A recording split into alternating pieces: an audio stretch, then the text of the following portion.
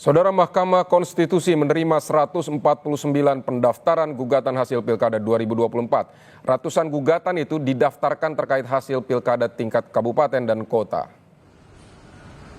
Dari laman resmi Mahkamah Konstitusi, dari total 149 pendaftaran yang masuk, 116 diantaranya Pilkada tingkat kabupaten dan 33 sengketa hasil Pilkada di tingkat kota.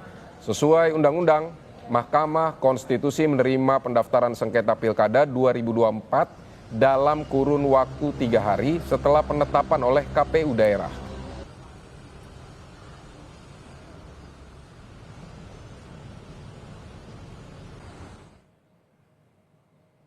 Saudara, jurnalis Kompas TV Asri Gunawan telah bersiap di Gedung Mahkamah Konstitusi Jakarta. Asri, apakah tim hukum RK Suswono dan Dharma Kun sudah mendaftarkan gugatannya hari ini? Kami pantau sejak pagi, Vidi, dari kubu Ridwan Kamil Suswono maupun kubu Dharma Pongrekun Gunwardana, ini belum terlihat mendaftar di Gedung Mahkamah Konstitusi Republik Indonesia. Dan memang kalau misalkan yang disampaikan dari hasil konferensi pers masing-masing tim hukum atau tim pemenangan paslon nomor urut 1 Ridwan Kamil Suswono maupun tim hukum dan juga tim pemenangan dari paslon nomor urut 2 Dharma Gunwardana, ini mereka masih akan mempersiapkan materi maupun juga dokumen yang nantinya akan diserahkan dalam pendaftaran ke MK dalam 1 sampai 2 hari ke depan. Dan kami juga mengecek di website resmi MKRI, Vidi dan Saudara, seperti yang tadi Anda sebutkan juga, di website tersebut pendaftaran sengketa maupun juga permohonan perkara Pilkada serentak tahun 2024 ini untuk pemilihan gubernur belum ada yang mendaftar atau nol. Kemudian kalau dari total permohonan yang sudah masuk ke Mahkamah Konstitusi, seluruhnya untuk Pilkada serentak ada 149, 116 diantaranya ini untuk pemilihan bupati dan 33 sisanya ini untuk pemilihan wali kota. Dan kalau kita melihat pada peraturan Mahkamah Konstitusi nomor 3 tahun 2004 dan juga syarat yang diatur dalam Undang-Undang nomor 10 tahun 2016 tentang Pilkada, bahwa peserta Pilkada ini bisa ataupun juga paling lambat mengajukan permohonan atau gugatan ini paling lambat 3 hari kerja terhitung dari hari pengumuman hasil perolehan rekapitulasi suara Pilkada yang dilakukan. Kemudian kalau kita lihat juga dari masing-masing tim pemenangan maupun tim hukum paslon menyebutkan punya masing-masing faktor ataupun juga pertimbangan yang menjadi keberatan, akhirnya mereka memutuskan untuk mengajukan atau mendaftarkan gugatan ke MK. Kalau dari kubu Ridwan Kamil Suswono atau paslon nomor urut 1, tim pemenangannya menjelaskan bahwa ada dugaan kecurangan di TPS, kemudian juga ada dugaan distribusi formulir C pemberitahuan atau C6 yang dinilai tidak merata, sehingga para pemilih ini tidak diberitahu ataupun juga tidak mendapatkan haknya untuk kemudian bisa disosialisasikan, begitu mendapatkan sosialisasi untuk kemudian bisa mencoblos. Ini kalau dari kubu RK sendiri mengaku sudah mencoba untuk melaporkan ke Bawaslu namun belum ada tindak lanjut, dan ini yang menjadi salah satu atau salah 2 poin dari gugatan yang akan disampaikan ke MK.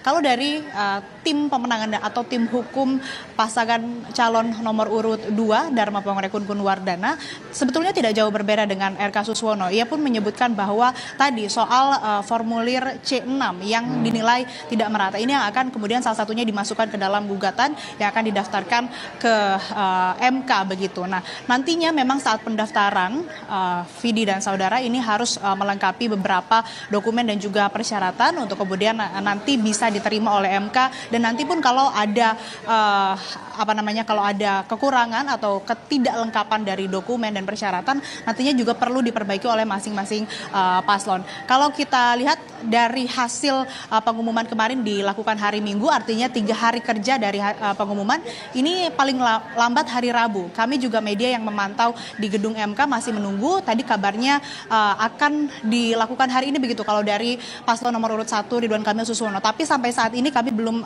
menerima. Jadi yang untuk Pilgub ataupun juga untuk pendaftaran gugatan pemilihan gubernur ini masih nol, belum ada, termasuk Pilgub Jakarta yang memang kalau kita lihat dari konferensi pers kemarin dari hasil rekapitulasi suara yang memang rencananya akan melakukan atau melayangkan gugatan ini dari dari paslon nomor urut 1 dan 2. Kita masih menunggu Vidi dan saudara, apakah hari ini tim pemenangan maupun tim hukum dari Ridwan Kamil Suswono jadi mendatangi Mahkamah Konstitusi untuk kemudian mendaftar terkait dengan gugatan Pilkada atau Pilgub Jakarta 2024. Vidi.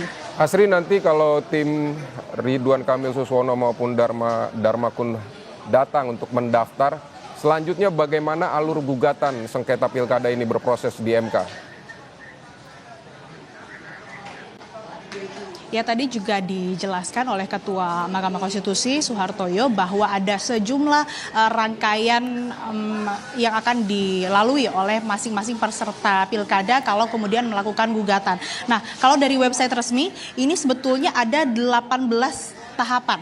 Nah, yang pertama nanti mulai dari pemeriksaan kelengkapan setelah melakukan pendaftaran sampai akhirnya nanti menetapkan pihak-pihak terkait ataupun juga pihak yang nantinya akan